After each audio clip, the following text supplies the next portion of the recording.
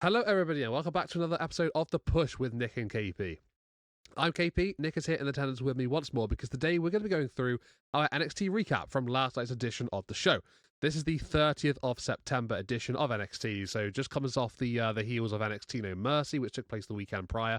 So let's get down into the action, discuss everything that took place, and just go through the course of the night as it was. So, starting off, we would have the brand new NXT champion Ricky Saints coming down to the ring, and he would be sort of, going into the ring alongside the chance of "You Deserve It" from the NXT universe.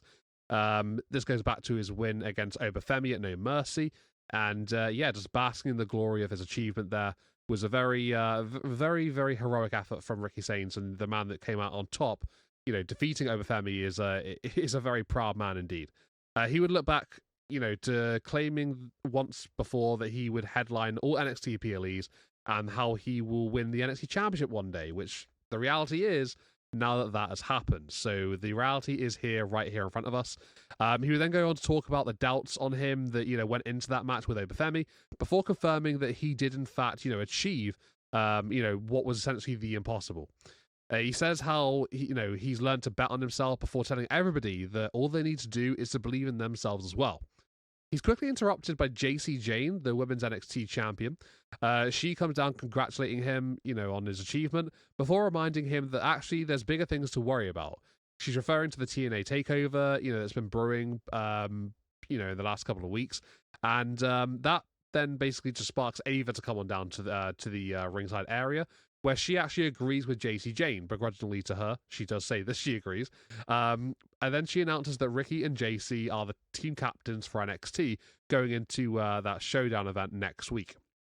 She lets them both know that they'll both be deciding who will be joining them on their teams, and then highlighting the importance of choosing the best teams, which also includes putting rivalries and, pride aside, personal differences, to make sure that they give NXT the best chance of winning.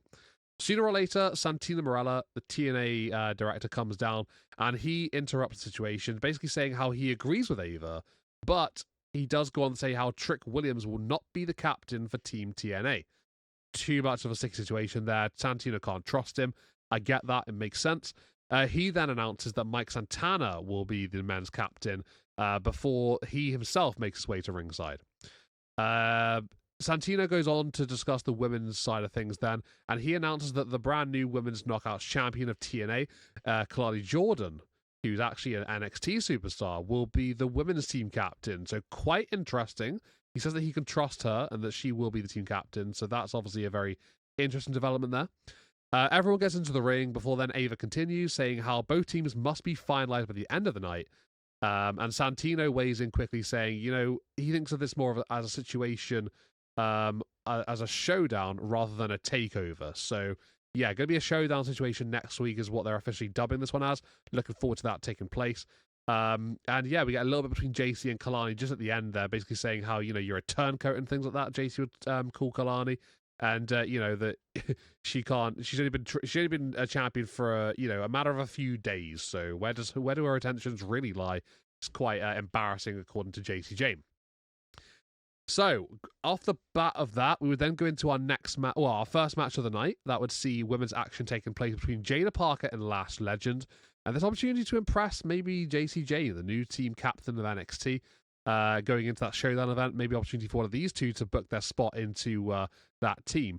And in the end, this would be a win for Jada Parker, coming off of NXT No Mercy with Lash Legend costing Jada the Speed Championship in that sort of like open challenge style situation that ultimately ended up with Sol Ruka and Lainey Reed not being able to compete. So yeah, she was injured, unfortunately for her. So Sol Ruka had a spare bit of time. She needed an opponent.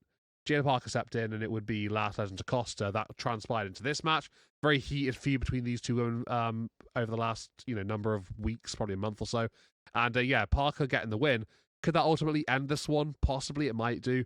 We'll have to wait and see. But yeah, a win for Jada Parker puts her in good books with Team NXT. Then we would get Ethan Page coming down to the ring, and he would once again claim himself as the greatest North American and North American champion in history. He looks back to defeating an Olympic-level threat in Tavion Heights, whilst highlighting the gap between WWE and Olympic-level superstars and athletes. He looks ahead of Dr. Wagner Jr. before Mustafa Ali comes into the frame, and he thinks it's Dr. Wagner Jr. at first. There's sort of like a video package at the top of the Tron where it basically shows somebody pulling up into the arena. Once Mustafa Ali comes out, obviously Ethan Page is a bit confused, wondering, why is he here? And Mustafa Ali quickly says he's got no issues with Ethan Page, but he does have an issue with what Ethan Page is holding, and that's obviously the NXT North American Championship. Ethan responds basically saying how he doesn't owe Ali anything, and he he agrees with him that he doesn't have any problems with him either. He then says how Mustafa Ali then says how NXT owes him something, and he earned an NXT North American Championship opportunity 2 years ago. He looks back on that, and he those 2 years ago, that was No Mercy. He was supposed to have that match, but he was also released instead. He got a phone call saying his services were no longer needed. So, this goes back a good couple of years. Mustafa Ali starts forgotten, still wants that North American Championship opportunity. This is back when he was employed by WWE, and now obviously things are all different. He's in TNA. Yeah, he's still very aware that he never got that opportunity. So definitely quite interesting. Referring back to that after quite a long time. He says that he's still waiting for his opportunity, and Paige asks if this is the part where you cry, Mustafa. So he obviously doesn't care. He essentially says he doesn't care about what Ali is saying. So once Ethan Page basically just insults Ali straight to his face, Mustafa replies, basically saying how I'm not crying for a match. I'm actually going to politic for it instead. I've spoken to Ava, I've spoken to Santino, and next week's going to be Ali versus Page for the NXT North American Championship at Showdown. Ethan says he's not surprised another superstar is coming after him because, everyone has so far. He goes on to say how Ali is cursed, like every other superstar who comes after his title, he's just going to end up losing anyway. He says next week he'll wish Ali the best in his future endeavors, and that provokes Ali into knocking Ethan to ringside and then stands tall at the end of the segment. So our first half of NXT done here, Nick. Lots of things to talk about. The showdown situation here between the two teams of NXT and TNA. And the team captains, quite interesting there, the choices. And then we've got Jada Parker beating Last Legend in what was a pretty competitive contest, and that interaction between Mustafa Ali and Ethan Page. So yeah, I think championship match was announced for next week on NXT Showdown. So look forward to seeing how that one does take place. But in regards to everything that took place in our opening half, what did you make of it all? Yeah, it was nice to see Ricky States kick off the show, and rightfully so, our only new champion from No Mercy. Lots of things being built up, kind of like a go home show, but not a standard go home show. And then I felt like I was bored. It was far from that, actually. Lots of fun segments here throughout the night with TNA, NXT, obviously building up for Showdown. A couple of things, which I liked. Some of it I didn't, but we'll get into a bit more of that later. I found it was interesting, obviously Santino hitting on the fact that Trick was, you couldn't have someone tricky as your men's leader. But I think it makes sense, I guess. But then to have Kalani there kind of going against that logic, a bit interesting, but we'll hit on that a bit later. But this was a fun opening segment, and Santino Marella is he's so entertaining. I'm not sure if he would be if I watched TNA consistently, but for when I do see him on NXT, he's always pretty entertaining. Getting into the Lash Legend match with Jada Parker. This one was clearly still deeply personal, and this rivalry continuing. Lash sprinting to the ring to start the match off. Both women here show up, show out, and then Miss Parker getting the win this time. So evening that series at 1-1 with that hypnotic. I can't imagine this one's done. Leaving it at 1-1 doesn't seem like that's typically the way it goes. But I think Parker getting the win here was probably the right call. I don't think this one was quite as good as their last one, but still a good enough match. They had a ton to fit in throughout the show, so I understandably probably didn't have as much time. And then Ethan Page, your North American champion, his backlog is pretty big. Seemingly always having someone going after him. Dr. Wagner Jr. and Mustafa Ali on this night, and Tavion Heights, kind of nowhere to be found. So maybe that was kind of hit on that on the reactions video of No Mercy. I didn't expect that to be kind of as one-sided as it was with Ethan Page. So maybe he's not quite ready for the scene yet. But regardless, I love the fact that Mustafa Ali addressed the fact that he was released from WWE. Obviously, we have a lot of these kind of opportunities, and a lot of times they kind of just pretend it didn't happen. I much prefer this. I much prefer the blurred lines segment where Mustafa very much acknowledges the fact that he was in the WWE, and I think you could have a lot of fun with this kind of segment, and I think this is no exception. Mustafa Ali was a very underutilized talent, in my opinion, when he was in WWE. So looking forward to that match would be an understatement. I think him and Ethan Page, could have quite the banger. So looking forward to that, and just looking forward to Showdown as a whole. Should be a lot of fun. But yeah, very, very packed first half, as was the second half. But yeah, so far, enjoyed this one quite a bit. Going on in our first half of NXT. Definitely some things to discuss and to look forward, sort of like planting seeds for the second half. How about we go and do that right here, right now? We would get a one-on-one match between Miles Bourne and Josh Briggs next, and the winner of this match would qualify for Team NXT. So winner would join. I think at this point it was Trick Williams, it was Ricky Saints, and I think it was Javon Evans was already announced. So Miles Bourne and Josh Briggs may just try to fill that next spot. And it would be, in the end, Miles Bourne defeating Josh Briggs, but it wouldn't be just a standard one-on-one match with nothing else going on. We'd have a little bit of something else going on in the situation as well. So Matt Cardona of TNA, weirdly and surprisingly enough, he would come down and distract Josh Briggs, who was at one point looking to use the chain around his neck to sort of like wrap around his fist and attack Miles Bourne with it. But the referee, during the distraction, would end up noticing the chain. He would take it away from Briggs, and Miles would quickly hit the Bourne again in order to get the victory here. So TNA helping NXT talent. I'm not entirely sure what the premise of this situation was. There was no sort of follow-up from this later on afterwards. So yeah, I'm still scratching my head over this one. Not sure where Matt Cardona's intentions lied with this, but it's an interesting one. I'll give it that. I'm intrigued by it, so I guess we wait and see what happens. But for now, yeah, definitely an interesting turn of events. And Miles Bourne with a big win. Yeah, I'm glad to see that he's got a victory here, because Miles Bourne's a great talent. I really like him. As a single star, he's absolutely top-notch. So, yeah, just the more Miles Bourne we see winning matches, I'm happy. So this does a job for me. And Josh Briggs, I think he continues to look really, really good still, and he's in a great run. But yeah, I think I'm more drawn to someone like Miles Bourne. No offense to Josh, really, but I'm just loving what Miles is currently working with at the moment. He's one of the most underlooked talent, I think, on NXT, really. But it was a fun match. I enjoyed this one, and I'm glad that Miles got the win. Going into the next match, which had a very similar sense to that of the previous men's match, it would be Lola Vice, one-on-one with Fallon Henley of Fatal Influence. Winner of this one does qualify for Team NXT for the women's side of things, so looking to impress JC Jane. It's quite interesting that Fallon Henley wasn't just straight up put on Team NXT. I think that JC would, look to trust somebody that has been literally a faction partner of hers for a while now. But alas, Fallon still has to prove herself, I suppose. Maybe going into those interactions we've seen very recently, not sort of like on the same wavelength and stuff. But yeah, her against Lola Vice. This one was a relatively quick match. It wasn't that long, to be fair. I don't know how long it really was, but it seemed a lot shorter than that of the Miles and Briggs match. So that was quite interesting. But yeah, it would be Lola Vice who would pick up the win in the end of this one.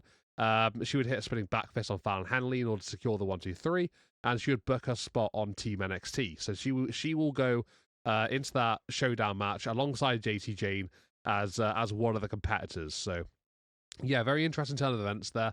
And I think I'll let you go over the aftermath of this one in the backstage area, Nick, once you have your say in a few moments. And I'm very pleased that that things turned out in the way they did. But going into our next action, and this was a crazy match. I loved this next match of the show. We had Leon Slater of TNA teaming up with Javon Evans of NXT, taking on the Culling. So, yeah, Nico Vance and Sean Spears in action here. This one had a bit of everything. This had a little bit of drama on the outside with Tatum Paxi and Izzy Dame earlier in the night. Lara Valkyria was back around on NXT. She gave Tatum a Lara Valkyria doll that she'd been working on all night, she said. And you know, Tatum was absolutely smitten by it. She was loving it. She was basically obsessed with the doll, and she was still holding it at ringside. Izzy Dame just sees what she's doing and she takes the doll away from her at one point, and then just basically escorts Tatum backstage. They're not seen for the rest of the matchup now. So I'm not sure what that was really about, but yeah, she just completely removed herself and Tatum from the situation, allowing the guys to maybe just focus on the match themselves. Perhaps that might have been that might have been the main thing here. But this match was so much fun. It was really, really good to watch. It was fast paced. It was back and forth enough to make a pretty compelling contest. There were some lovely near falls, great aerial offense from both Javon and Leon. Culling providing a little different edge to the matchup as well in parts. I had a really, really good time watching this one. It was so much fun. And in the end, Leon Slater and Javon Evans teaming together in really nice ways to get the victory here. It was just a really fun contest. I've said that a few times now because that's what it was. It was my match of the night quite comfortably, and it was just a really, really good, just display of tag team offense here. It was a great contest. Into our sort of last segment, main event, if you want to call it, here on NXT. We would have sort of like an ever developing situation, TNA and WWE talent storming the arena, circling the ring, and then sort of like brawling little bits here and there as they're doing so. We get Ava taken to the mic at one point. She would say the matches that are already announced for NXT Showdown next week, before then turning her attention to that of the Survivor Series style matches that will be taking place. Ever developing, teams being sort of drafted throughout the course of the night. And we would have Trick Williams in the ring. He would say, as he's the co-captain, he's going to be choosing his team. And he literally goes on to just start naming people. And just before he does name anybody, Ricky Saints interrupts him saying, actually, no, I'm the captain. Listen, stay in line. Know your role, basically. He names Javon Evans, Miles Bourne. They will be the two joining himself and Trick Williams on Team NXT. Then that provokes Mike Santana into picking Frankie Kazarian, Moose, and Leon Slater for his team. So, it looks like a pretty stacked 4 versus 4 matchup there. Looking forward to that taking place. We would then get JC Jane weighing in. She would warn Kalani that, JC still wrapped NXT when she was the Knockouts champion.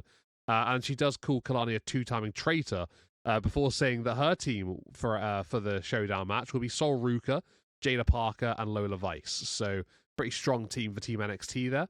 Kalani accepts all responsibility of being Knockouts champion, even if it means going against NXT, and especially given the chance to shut JC up. So she was very keen to address that.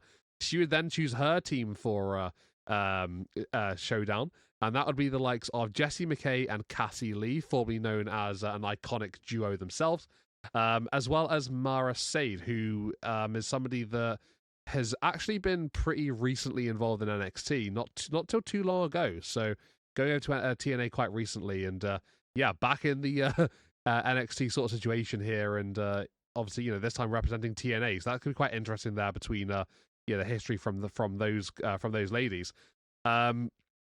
Santana goes on to say how TNA are going to win, just like how Santana will eventually bring back the TNA title home to where it belongs, being TNA. A brawl starts to break out between everybody in and around the ring, and it even brings Shawn Michaels to come out and have a little look at the end just to witness the chaos ensuing. That'll be the end of the show. Nick, what did you make of all of this? We got those qualifying contests, really, in Mars and Briggs and Fallon and Lola. A really fun tag team match. What did you make of that one especially? And then the culmination of the teams coming together. What did you make of this second half of NXT? NXT has been a busy show lately, so these recaps have been a bit longer. I had the homecoming a couple weeks ago, and then the build for this show, and then obviously next week have the invasion angle, or I guess we're calling that the showdown angle now. Sorry, invasion was stuck in my head for a few weeks there. But yeah, tons to talk about, and a lot of it's not even on the screen here. I'm just gonna hit the quick matches real quick, being Miles Bourne and Josh Briggs.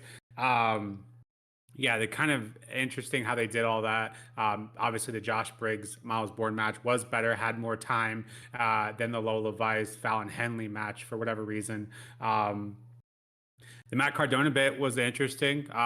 Why was he playing a part? Just a few instances of kind of questions I have. Yeah, yeah. But Miles Bourne, I think, was the right choice, as you kind of alluded to. You know me, I much prefer Miles Bourne over Josh Briggs. And then, yeah, interesting that Lola had Fallon prove her worth there. If she's the captain, why not have your own team member on there? So maybe more friction within Fatal Influence. And on that note, I know you definitely were wearing your proud hat there for a bit, calling the Laney Reed stuff. But that was very quickly, and they didn't build up to it at all. She just handed the hood over to Fallon Henley backstage, and or I guess technically it was in JC's hand. Laney Reed said that she was not only the one that knocked out Jasmine a couple weeks ago, but she was also, or maybe that was last week, I can't recall. It's very recently, obviously, and then she was also the one that. Hit Lola Vice at No Mercy outside of the ring that ended up costing her the match. So Laney Reed, I guess you called that one, KP, part of Fatal Influence. I guess we'll have to wait and see to get that official bit, but everyone seemed pretty surprised on it, or at least that's kind of the uh, the reaction that we got and saw. So interesting to see where that goes.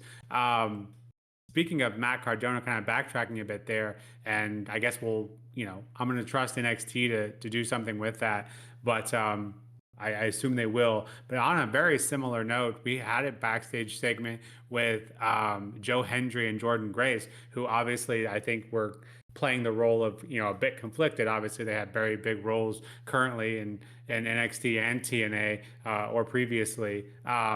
So kind of hit on that, like they should probably be a part of one of the teams, but that never came in to play again. So interesting that they had those backstage segments. Maybe something will happen next week. I guess we'll have to wait and see. But to omit those two from either team seems like a bit of a loss, at least in my eyes. The Javon Evans, Leon Slater are going against the Collings, Nico Vance, and Sean Spears. First of all, Javon and Leon are just two incredible talents. If they ever end up on the same brand, they would make a hell of a tag team. WWE should absolutely take advantage of that if that is something they can do at one point. As for the match itself, yeah, it was great. Of course, it was. I think the Colling is a pretty underrated team. They don't get enough credit. They have pretty interesting segments both in and outside of the ring. And then obviously Izzy Dane and Tatum, very interesting dynamic too. Uh, Lyra Valkyria made a doll and brought her the doll. I don't know where that's going either, but yeah, tons of talking points there. But yeah, the actual match itself was great. And match of the night, I think you said that as well, KP. I would definitely agree to that. But yeah, tons of stuff they had to fit in throughout this whole night. And with the opening, or excuse me, the main event segment, if you will, yeah, I think the men's side looks great. The men's side's going to have a ton of fun. I will take some offense to the women's side again because Jordan Grace wasn't there. Slamovich not included for whatever reason. That feels like a bit of a loss there. They just picked all the former WWE talent and that of Jakara Jackson, formerly known as. That was an odd pick to me. Inspiration obviously is good, but I just felt like there were maybe some better choices they could have gone with. That's just me personally. Feel free to disagree, but yeah, that was interesting. I felt like if that was the team they were going to go with, they probably should have had the women announced first because it felt like everything was firing, with the teams being announced, even though some of that was kind of redundant. But then to have the TNA side be so, I guess, for lack of a better word, not that exciting. So it felt like that was a bit of a downside to end the show on. But yeah, with all that, it was a great and exciting episode of NXT. Obviously, very much looking forward to that special showing of Showdown next week. I would maybe argue that would have been better served for a PLE. They could have done a lot more with that, I think. It's going to be a really packed episode, just like this one was next week for Showdown. I think they could have done a few more things, but regardless, beggars can't be choosers, I guess. But it should be a ton of fun. Very much looking forward to that. As for this episode, yeah, can't complain. Even though I have a little bit nitpicking, obviously, but action-packed episode and tons of stuff being built for next week. So I give this one an 8 out of 10. Yeah, you hit a lot of nails on the head there. I think with how you were just talking about all the action.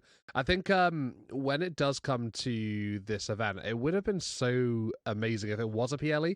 I just think giving it a bit more time and stuff, and maybe you could even have like 5 versus 5 then as well, like the traditional Survivor Series teams really were.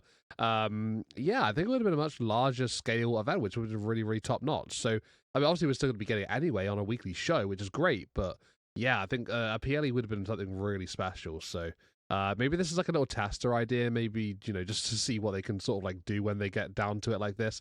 But I'm definitely keen for more of this going forward in the future. This has been great so far. This episode was really top notch as well. I gave it an 8.5 out of 10. Don't think I read anything wrong. And there's lots of good things to take from this. So just the rallying of the two divisions coming together, two brands, and just going head to head makes it some great competition and just adds some excitement levels generally to it. So yeah, I'm really keen. Next week's going to be a big show, so I'm really hyped for it, very excited. And at the end of the day, this is what the last show prior to that should do. It should build it up and make it very interesting, and it did it exactly as you'd expect, as you'd want it to. So yeah, I thought it was a solid show, really fun. NXT's killing it on all cylinders right now, and may it continue, hopefully so. But for now, everyone, this has been The Push with Nick and KP.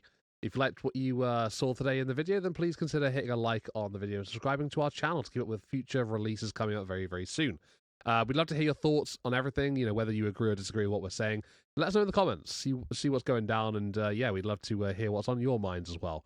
But for now, this has been The Push with Nick and KP, and we'll see you all again real soon. Take it easy, and we'll catch you all next time. Goodbye for now.